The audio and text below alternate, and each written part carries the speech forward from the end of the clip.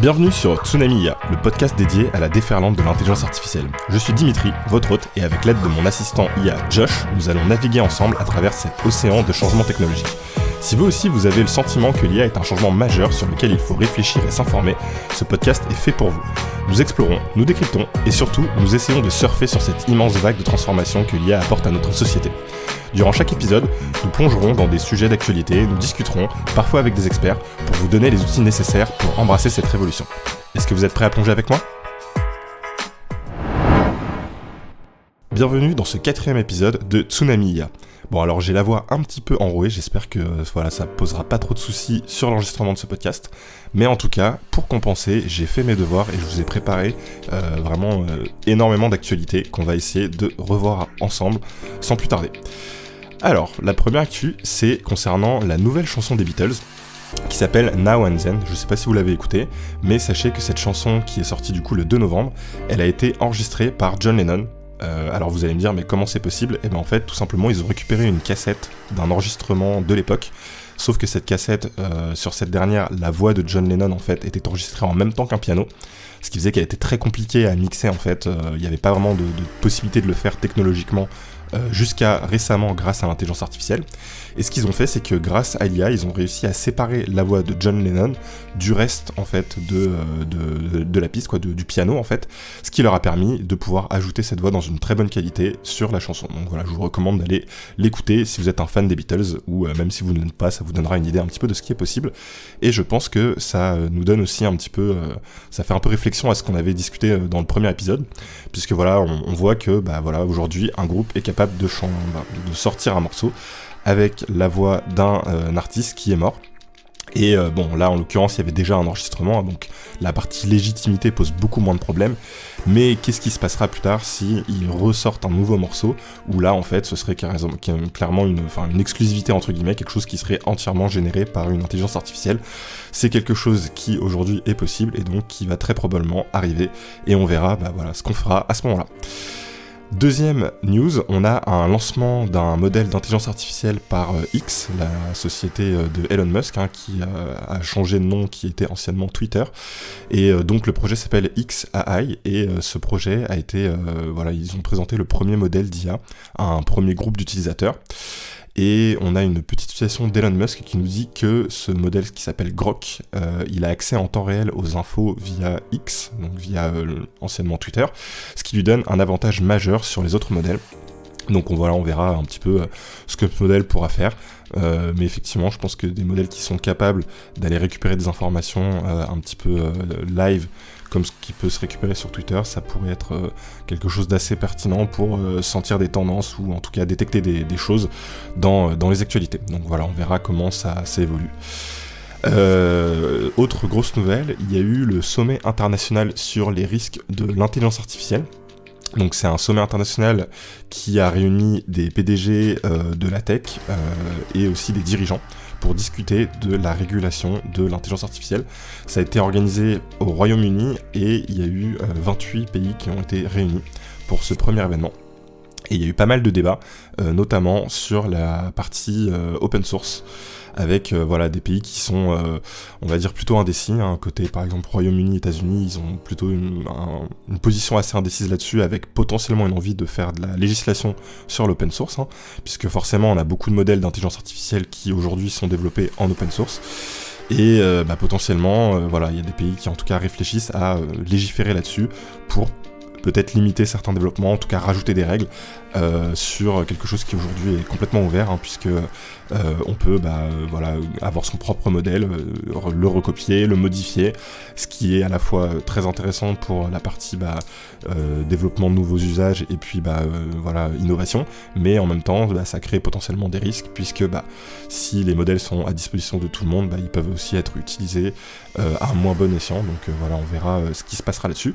Mais pour le coup, la France, durant ce sommet, elle était plutôt pour la partie développement des outils open source. Et on a d'ailleurs, à l'occasion du sommet, le ministre de l'économie Bruno Le Maire qui s'est prononcé et qui a dit que le message que je veux porter à Londres est le suivant: sur l'intelligence artificielle, l'Europe doit innover avant de réguler. Donc voilà, moi ça m'a étonné, pour une fois que la France est plutôt sur l'innovation avant de faire de la régulation.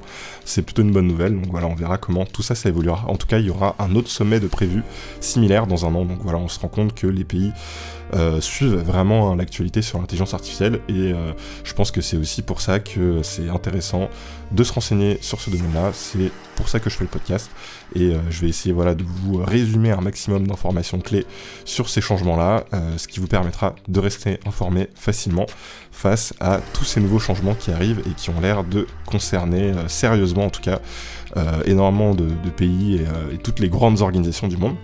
Ce qui nous amène d'ailleurs à la prochaine news, qui parle de l'adoption d'un accord mondial sur l'éthique de l'intelligence artificielle.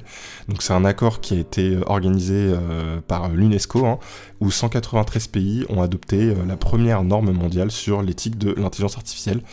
Alors pour l'instant il n'y a pas énormément de règles dans ce premier accord, mais en tout cas c'est intéressant de voir qu'on a quand même réussi déjà à regrouper 193 pays à s'accorder en tout cas sur l'adoption en tout cas d'un premier accord sur l'éthique dans l'intelligence artificielle. Et il y avait 4 points un peu clés sur cet accord, avec en premier lieu la protection des données, en deuxième lieu l'interdiction de la notation sociale et de la surveillance de masse, ce qui est plutôt rassurant puisque c'est aussi des choses qui pourraient très rapidement arriver avec l'intelligence artificielle.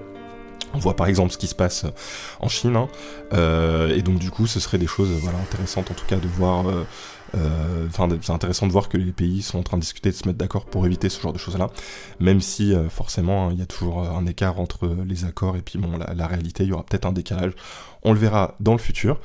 Autre thème, il y avait la partie aide au suivi et à l'évaluation, pour avoir un bon suivi et des bonnes évaluations des intelligences artificielles, et enfin en dernier thème, la protection de l'environnement. Un autre article intéressant qui nous dit que l'amélioration des références sur Wikipédia est en train d'être faite par des intelligences artificielles. C'est une IA qui a été développée pour identifier et corriger les références peu fiables sur Wikipédia, puisque quand on crée un article Wikipédia et qu'on fait des références, à chaque fois on se base sur des sites internet, et là l'idée c'est que cette intelligence artificielle puisse repasser sur toutes les références pour chercher des meilleures sources sur internet, pour améliorer la fiabilité en fait des articles qu'on a sur Wikipédia. Dans un autre thème, mais je pense que ça fera aussi partie d'un autre sujet d'un épisode, parce que ça je pense que c'est quelque chose d'assez intéressant qui montre qu'il y a un vrai besoin là-dessus. C'est la marque d'appareil photo Leica qui a lancé en fait une caméra capable de capturer des images avec des métadonnées cryptées automatiquement.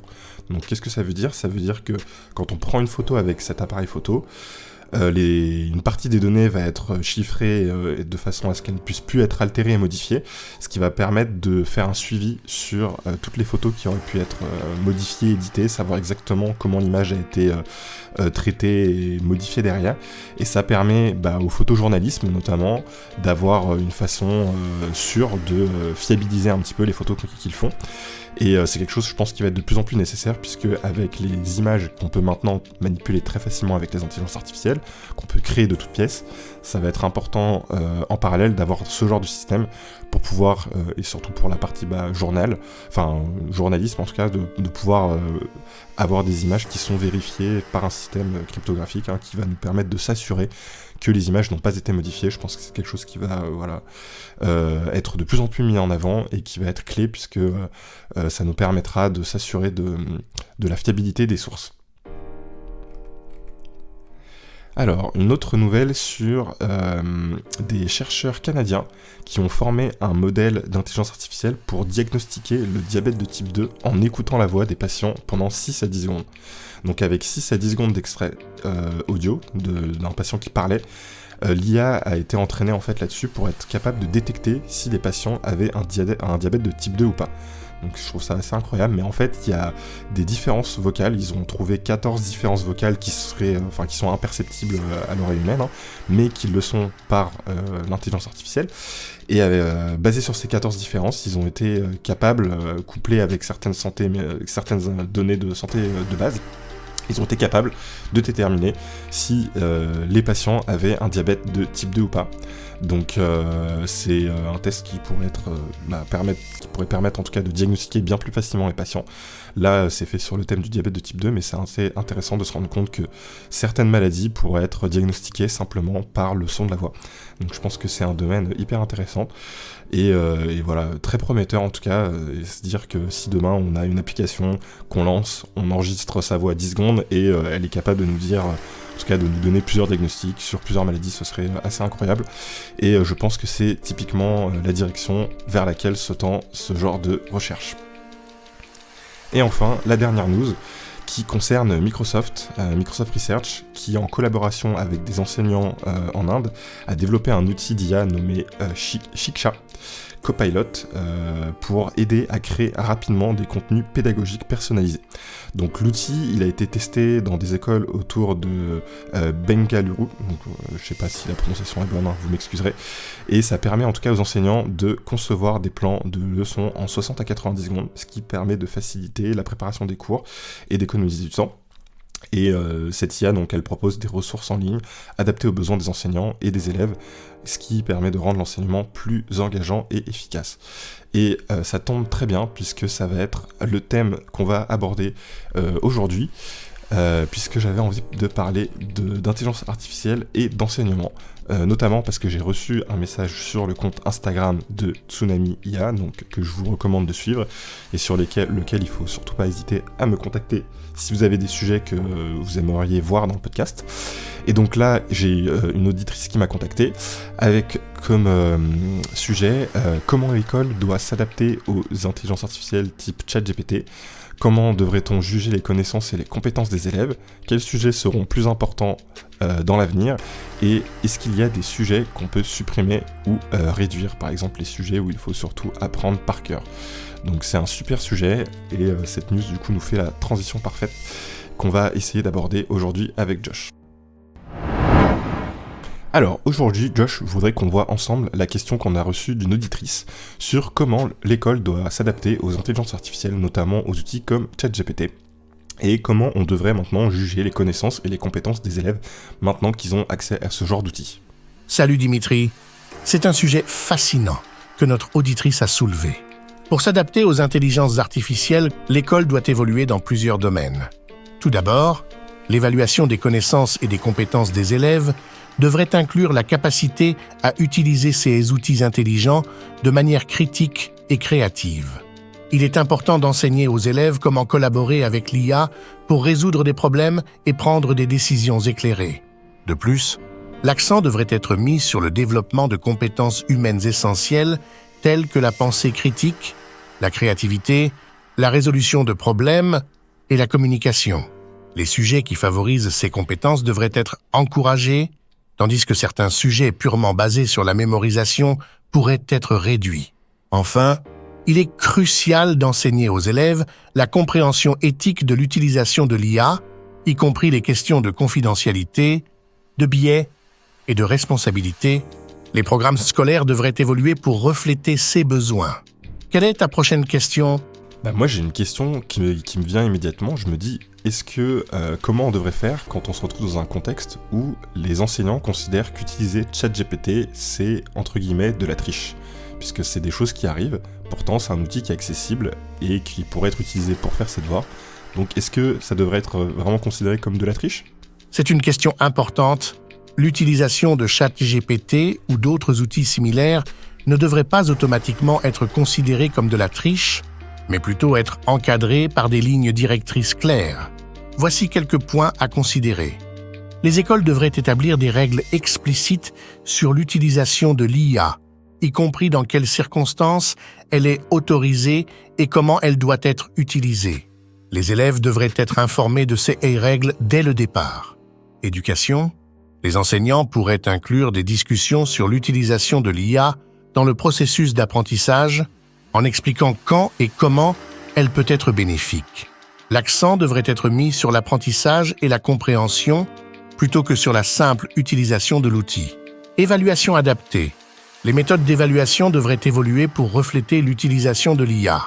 Par exemple, les devoirs pourraient inclure des questions qui nécessitent une réflexion critique ou une application créative de l'IA, plutôt que de simplement copier-coller des réponses. Encourager la collaboration entre les élèves en utilisant l'IA peut être une approche constructive. Les projets de groupe où les élèves utilisent l'IA de manière responsable pour résoudre des problèmes complexes peuvent être une option. Éthique. Il est essentiel d'enseigner aux élèves les aspects éthiques de l'utilisation de l'IA, y compris la citation appropriée des sources générées par l'IA et la compréhension de la propriété intellectuelle. En résumé, plutôt que de considérer automatiquement l'utilisation de ChatGPT comme de la triche, les écoles devraient adopter une approche éducative et éthique pour intégrer cette technologie dans le processus d'apprentissage. Cela permettrait de tirer parti de l'IA tout en encourageant le développement des compétences essentielles des élèves.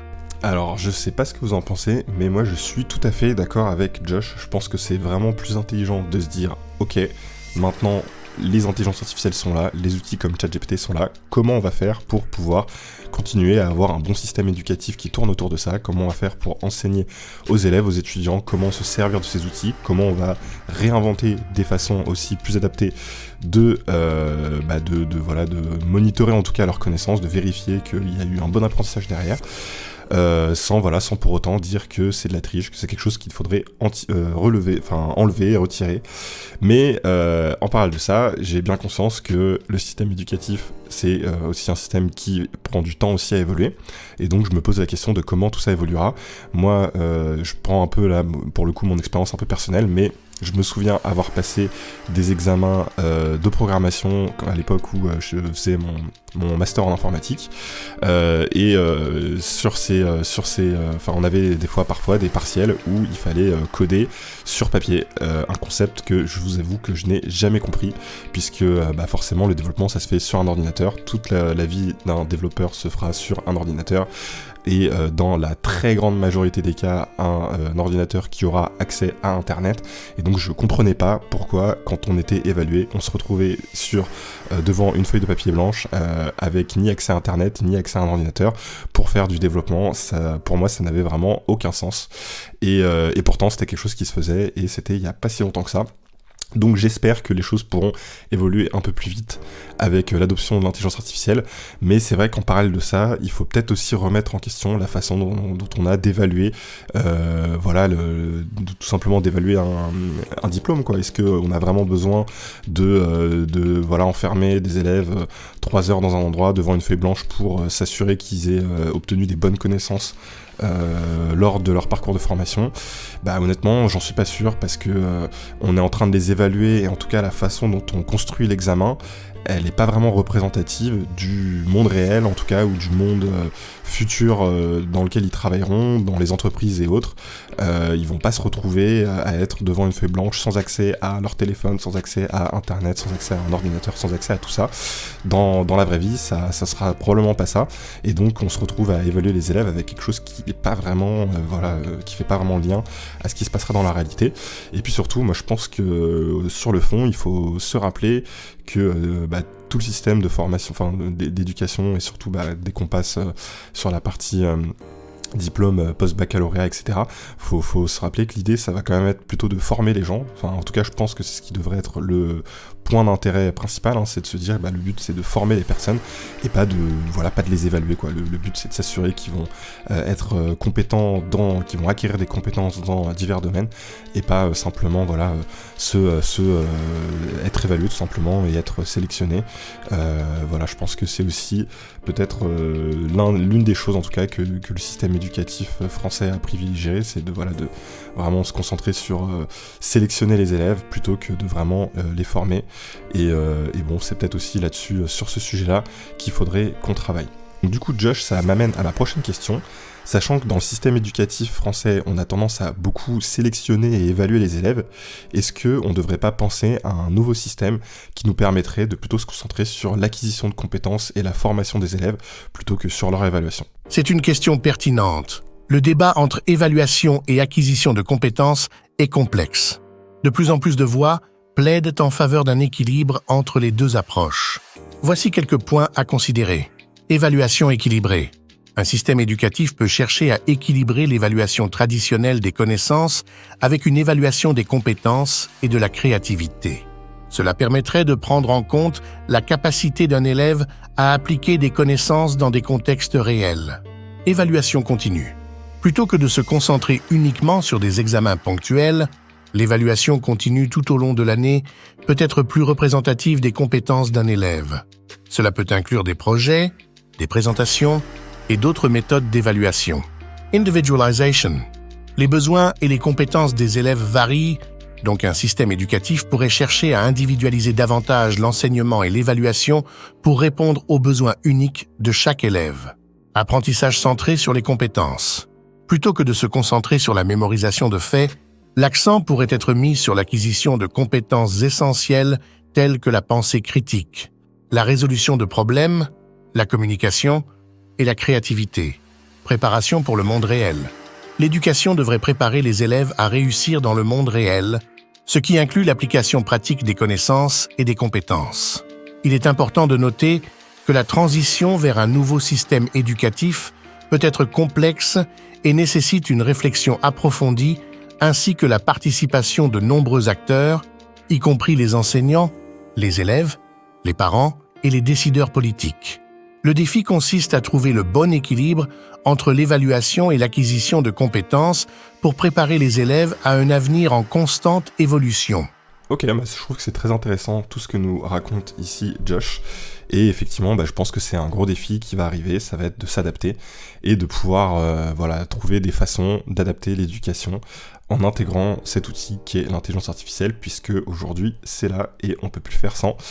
Et franchement, je trouve ça, en tout cas, je trouve ça être un peu un déni de la réalité aujourd'hui, de se dire qu'on peut demander à n'importe quel étudiant qui a un devoir à rendre, qui va pouvoir faire chez lui, de le faire sans ChatGPT. Je pense qu'aujourd'hui, c'est vraiment un déni de réalité, en tout cas, de se dire que les élèves vont gentiment écouter et se dire « Mais oui, l'enseignant m'a dit de ne surtout pas utiliser ChatGPT, je vais l'écouter et je vais surtout pas me servir de cet outil génial qui va me permettre de faire mon devoir beaucoup plus rapidement que si je devrais le faire sans. » C'est un petit peu comme, il faut s'imaginer quand Internet est arrivé, est-ce que ça faisait encore sens de se coltiner l'encyclopédie Encarta en 24 tomes pour aller chercher une info, ou est-ce que c'était plus pertinent d'aller la récupérer directement sur un site internet?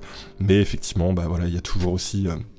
il faut toujours aussi faire attention, puisque au tout début aussi Internet, les informations étaient moins vérifiées, c'est de mieux en mieux. Aujourd'hui on a des choses qui sont quand même assez consistantes et cohérentes comme Wikipédia, qui d'ailleurs est reconnue comme étant plus précise que les encyclopédies papier.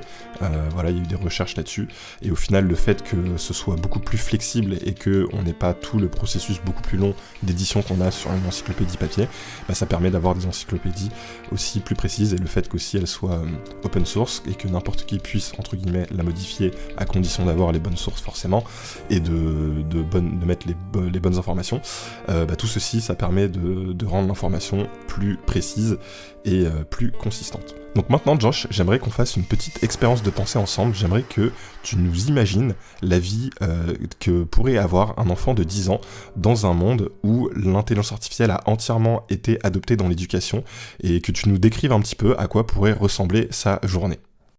Bien entendu, voici la journée type d'Emma, 6h30 du matin, réveil et préparation personnalisée.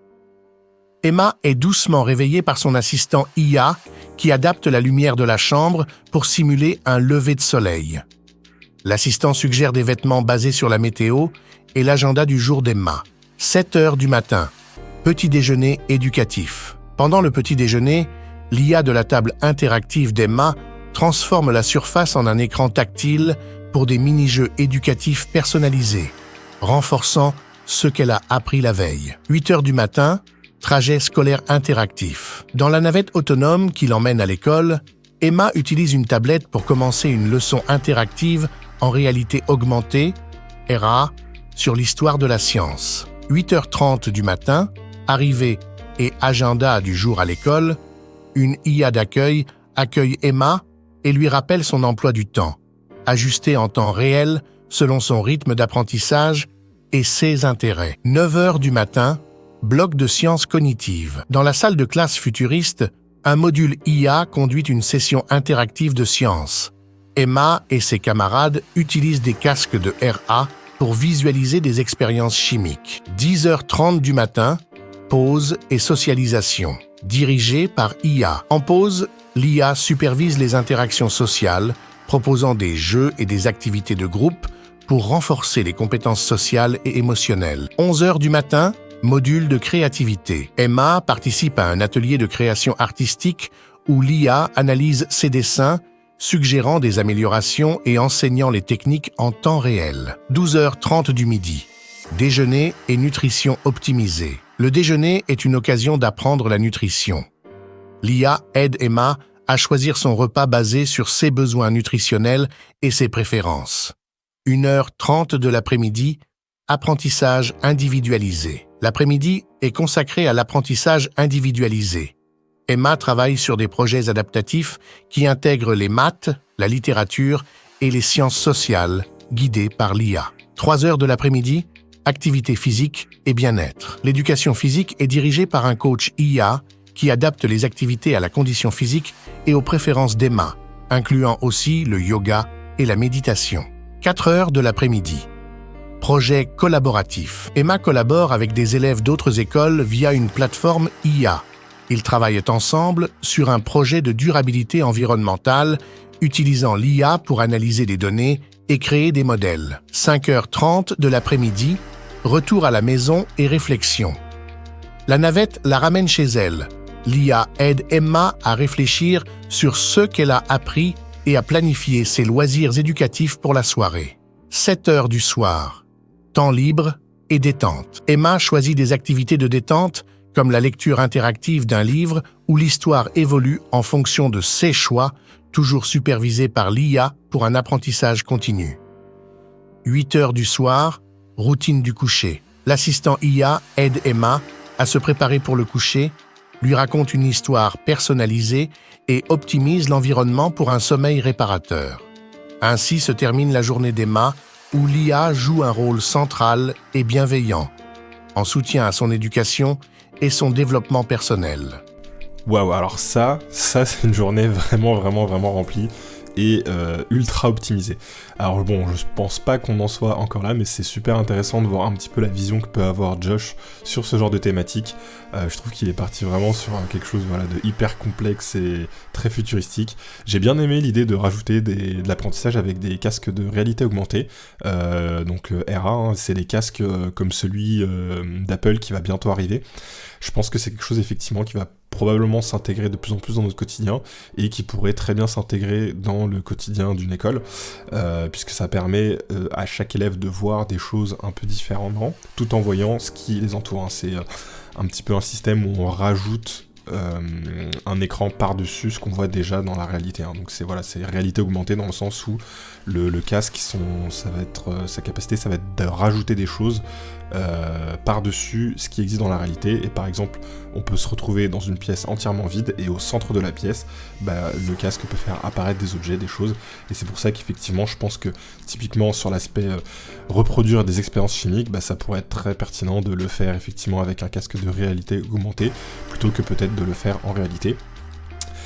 Souvenons-nous des cours de dissection, peut-être que ça évitera de tuer des petites grenouilles ou autres dans les cours de dissection ou autres, et de faire tout ça en réalité augmentée.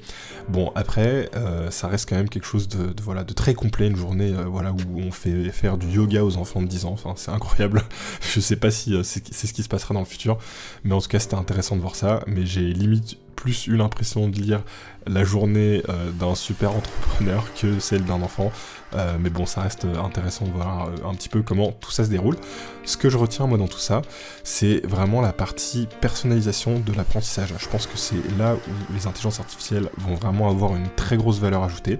C'est que pour un enseignant, il a une classe de 30 élèves à gérer, les élèves ils ont tous une façon d'apprendre différente, ils ont tous une façon de retenir les choses qui va être différente, et c'est impossible en fait de faire quelque chose de personnalisé pour 30 élèves. Par contre, avec l'intelligence artificielle, on va pouvoir le faire, on va pouvoir faire des programmes dédiés pour les élèves, où ça va être optimisé en fonction de chaque besoin de chaque élève, de chaque étudiant.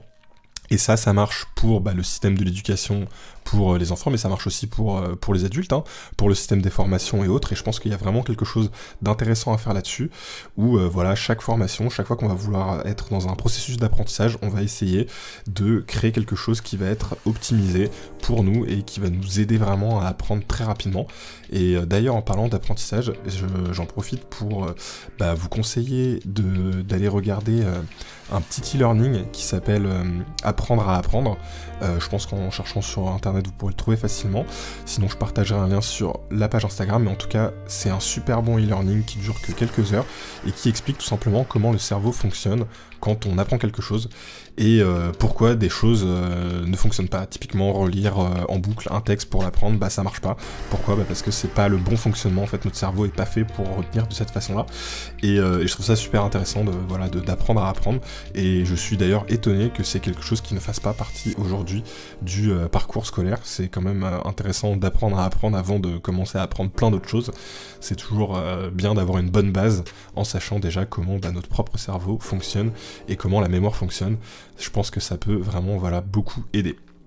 Je conclus l'épisode là-dessus, j'espère qu'il vous a plu, n'hésitez pas à me faire un retour sur le compte Instagram ou sur tout autre média, je dis ça mais en fait non, ce sera sur le compte Instagram pour l'instant, et puis d'ici à ce que le podcast évolue, on aura peut-être un site internet ou autre, on verra. En tout cas pour l'instant ce sera sur Insta, et j'espère vous retrouver au prochain épisode. Allez, ciao.